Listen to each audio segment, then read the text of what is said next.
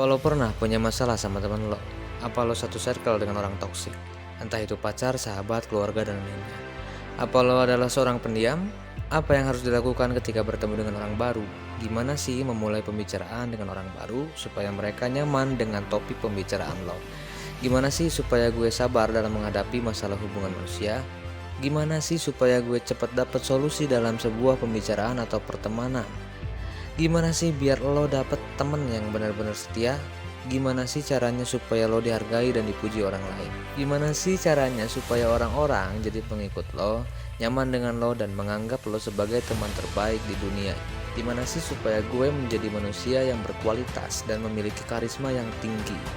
Gimana sih caranya menjadi seorang manajer, eksekutif, atau seorang pemimpin, atau lo pengen naik jabatan? Gimana caranya berhubungan dengan manusia dalam kehidupan sehari-hari?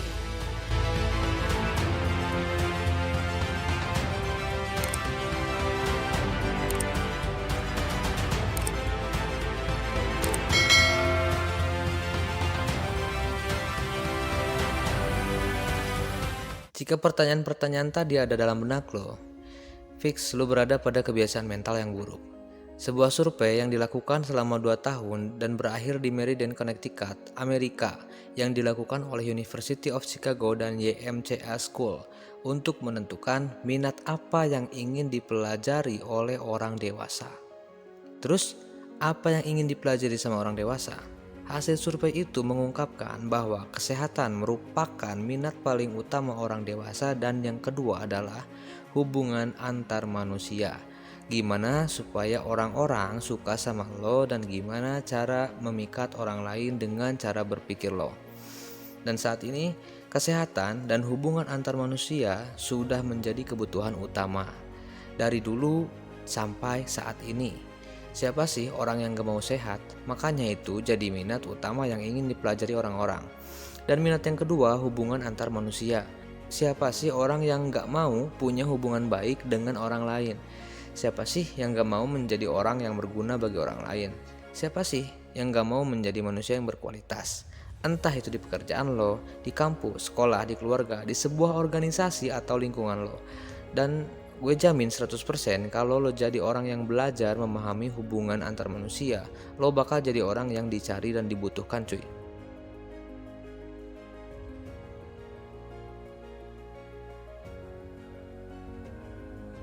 Setiap manusia memiliki kemampuan teknis atau hard skill seperti komputer, mekanik, arsitektur, mesin, dan lain-lain. Itu bagus buat kualitas diri lo. Tapi bakal lebih bagus kalau lo punya soft skill, kemampuan mengekspresikan ide dan kemampuan menggugah antusiasme orang-orang. Orang kayak gitu yang diarahkan untuk memperoleh apa yang diharapkan oleh suatu perusahaan atau oleh pimpinan lo atau siapa saja di lingkungan lo. Lo pasti dibutuhkan.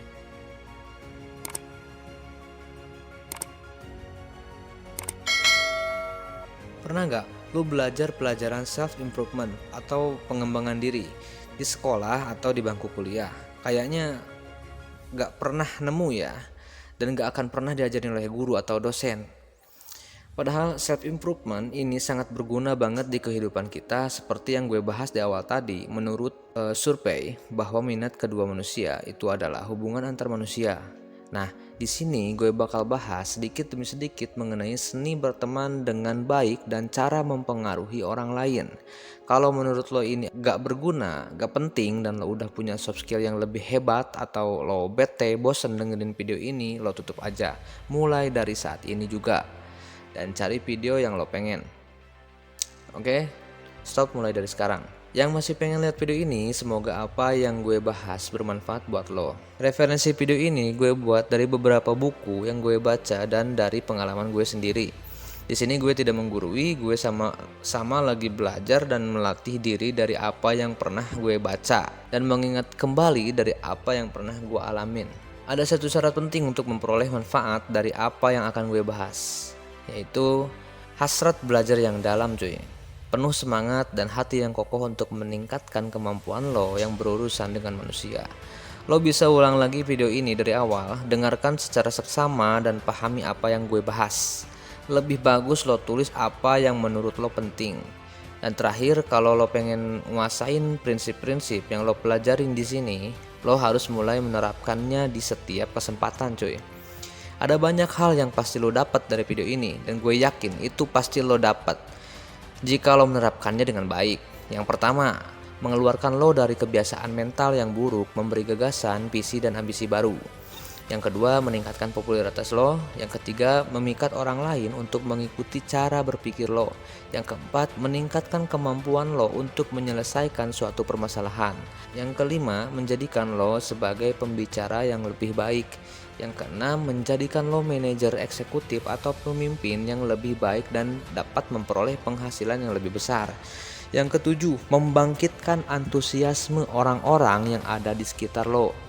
Langsung aja, sebelum ke pembahasan, jangan lupa like, subscribe, dan klik loncengnya ya, supaya gue lebih semangat lagi bikin kontennya, cuy. Kita lanjut ke bagian 1 ya. Sebuah peristiwa kriminal terjadi di Long Island. Pelaku bernama Crowley baru saja mengadakan pesta kencan dengan pacarnya di kota itu. Tiba-tiba seorang polisi muncul menghampiri mobilnya dan meminta surat mengemudinya. Tanpa berkata sepatah kata pun, Crowley menarik picu senjatanya dan menembak polisi itu hingga mandi darah. Polisi itu pun terjatuh. Crowley melompat dari mobil, merampas senjatanya dan menembakkan pelurunya ke polisi yang sudah terkapar itu, guys. Pada tanggal 7 Mei tahun 1931 terjadi penangkapan Crowley, kriminal nomor 1 di apartemen New York ya. Pelaku kriminal ini sangat berbahaya dan ia perampok serta pembunuh paling kejam, terkenal dengan sebutannya Crowley si dua senjata sang pembunuh. Pada saat itu 150 lebih polisi sudah mengepung tempat persembunyiannya lengkap dengan persenjataan dan senapan mesinnya nih.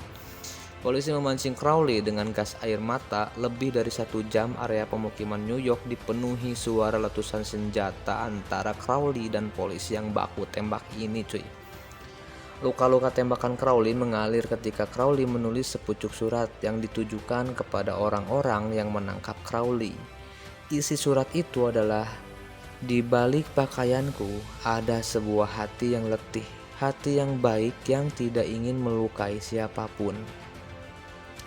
Saat dia tiba di penjara Sing Sing, dia berkata, "Apakah ini yang saya peroleh karena membela diri?" Lalu ia pun dihukum mati di kursi listrik, cuy. Nah, hal penting yang bisa diambil dari kisah ini, cuy, Crowley gak nyalahin dirinya sama sekali. Dia merasa tidak bersalah. Dia ngasih alasan keliru atau logis.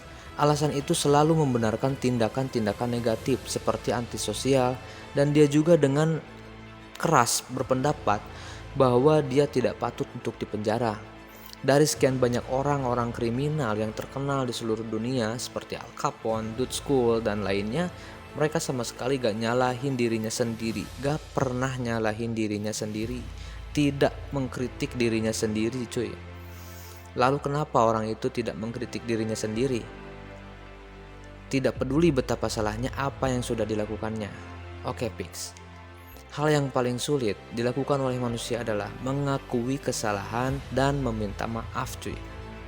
Yang paling mudah itu mencari kesalahan orang lain dan mencari alasan agar tidak disalahkan. Itu yang paling mudah. Nah, solusinya dari kisah yang udah gue ceritain tadi, yang pertama itu kita hindari mengkritik orang lain. Kritik itu sia-sia, cuy. Karena kritikan itu menempatkan seseorang dalam posisi defensif atau kondisi seseorang yang berusaha mempertahankan dirinya. Lebih keras lo mengkritik, maka akan muncul kebencian yang langgeng, pertengkaran, dendam, bahkan kematian, cuy. Mengapa? Karena kritik itu bisa melukai perasaan penting seseorang dan membangkitkan rasa benci, cuy. Dan gue pernah mengalami seperti itu. Tapi kalau misalkan kritiknya itu membangun seseorang menjadi lebih baik, kalau orang itu gak baperan, ya bisa-bisa aja. Lo harus tahu, cuy, kata baper itu gak ada. Lo harus tahu, setiap orang itu pasti memiliki perasaan. Cuman ada yang bisa mengekspresikan, ada juga yang enggak. Tetap saja yang namanya kritik itu berbahaya bagi hubungan sosial, cuy. Tidak ada kritik yang dapat membangun seseorang menjadi lebih baik. penyampaian kalimat, ekspresi dari kritik itu cenderung menyakitkan cuy. Mungkin bisa kalau lo memberikan saran atau masukan yang membangun daripada sebuah kritik. Ingat, kritik dan saran itu beda cuy. Seperti contohnya kayak gini cuy, gue ceritain. George B. Johnston dari Oklahoma adalah orang koordinator keamanan untuk sebuah perusahaan teknik. Salah satu tugasnya yaitu memastikan bahwa para pekerja harus memakai topi pengaman pada saat berada di tempat kerja lapangan. Nah, George selalu menyampaikan peraturan yang harus pegawai patuhi secara panjang dan lebar dengan ekspresi sedikit marah. Lalu hasilnya apa? George mendapat penerimaan yang tidak simpatis dari pegawainya yang ngerasa kesel dan malah gak pakai topi pengamannya cuy. Terus si George besoknya nyoba pendekatan yang berbeda. Dia bertanya ke pegawainya, apakah topi itu tidak nyaman dipakai atau kurang pas untuk Anda? Kemudian si George mengingatkan kepada para pekerjanya dengan nada yang lebih menyenangkan daripada hari yang kemarin, bahwa topi itu dirancang untuk melindungi dari kecelakaan kerja dan menyarankan agar topi itu selalu dipakai di tempat kerja lapangan. Lalu apa hasilnya cuy? Hasilnya adalah kesadaran diri untuk mematuhi peraturan tanpa rasa kesal dan benci cuy. Seperti yang dikatakan Abraham Lincoln, jangan mengkritik, mereka hanya bertindak dengan cara yang sama seperti yang akan kita lakukan kalau kita berada dalam situasi yang sama. Ini yang harus lo catat. Lalu kenapa Abraham Lincoln bisa menulis hal seperti tadi?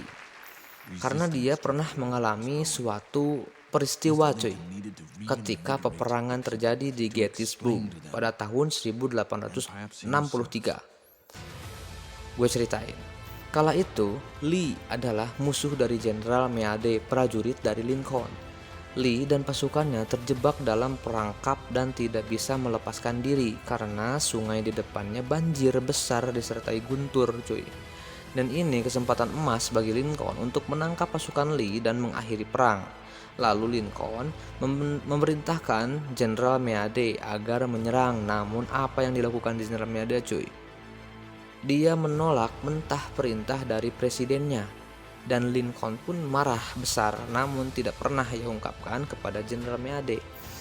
Lincoln memandang keluar dari jendela dan berkata pada dirinya sendiri, tunggu dulu. Mungkin saya tidak perlu terburu-buru. Sungguh mudah bagi saya yang duduk di sini dalam gedung putih yang tenang memerintahkan Jenderal Meade untuk menyerang. Tapi kalau saya ada di sana, melihat banjir darah, mendengarkan teriakan-teriakan dari mereka yang sekarat, melihat pasukan saya yang sulit untuk melakukan tindakan karena guntur, mungkin saya juga akan melakukan hal yang sama seperti Meade. Cuy, ketika kita berurusan dengan manusia, yuk ingat bahwa kita tidak berurusan dengan makhluk logika. Kita berurusan dengan makhluk yang penuh emosi, makhluk yang penuh prasangka, dan dimotivasi oleh rasa bangga dan sombong cuy. Lo mau gak ngerubah teman lo yang suka banget ngekritik, ngomongin orang, dan suka ngeluh? Kalau lo mau, ya bagus. Tapi kenapa gak mulai dari diri sendiri cuy? Hal itu jauh lebih menguntungkan daripada berusaha memperbaiki orang lain. Coba deh, mulai sekarang lo pakai prinsip pada bagian satu ini dan rasain perubahan sikap teman-teman lo, pacar lo, teman kerja, atasan lo, dan lainnya. Banyak lagi ya. Dan terus latih diri lo dengan prinsip ini. Lo bisa tonton lagi video ini supaya gak lupa dan memotivasi untuk berkembang lebih baik. Hilangin dulu ego lo, gengsi lo, dan coba terima aja pendapat dari gue. Ada salah satu pepatah yang pernah dikatakan, Tuhan tidak menghakimi manusia hingga tiba hari akhir. Begitupun dengan lo. Latih diri lo biar gak ngekritik orang lain cuy. Ini adalah prinsip yang paling pertama dari video yang gue bikin di bagian 1. Prinsipnya yaitu jangan mengkritik dan mengeluh.